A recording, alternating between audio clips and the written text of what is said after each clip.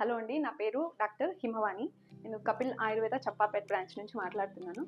I have done my MD in Panchakarma and PG diploma in yoga and stress management therapy.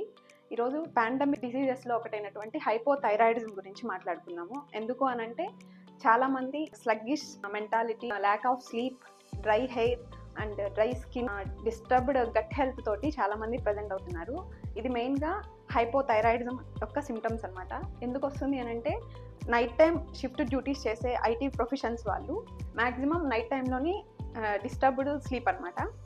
Almost 10 to 2 AM వరకు నిద్రపోకుండా ఉంటారు and stress కూడా ఉంటుంది వాళ్ళకి.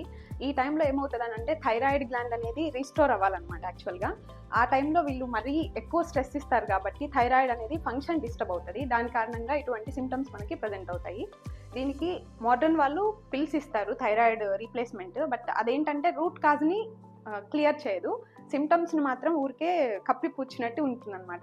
ఆయుర్వేదంలో ఏంటంటే రూట్ కాజ్ని క్లియర్ చేయడానికి కొన్ని మెడికమెంట్స్ అండ్ పంచకర్మ థెరపీస్ ద్వారా క్లియర్గా వాటిని మనము మేనేజ్ చేయొచ్చు. ఎటువంటి సైడ్ ఎఫెక్ట్స్ ఉండవు. అండ్ ఇక్కడికి వచ్చినట్లయితే డైరెక్ట్గా మీ యొక్క సిమ్టమ్స్ని ఫుడ్ హ్యాబిట్స్లో ఏమేమి చేంజ్ చేసుకోవాలి అండ్ యోగా టెక్నిక్స్ కూడా చెప్తాను.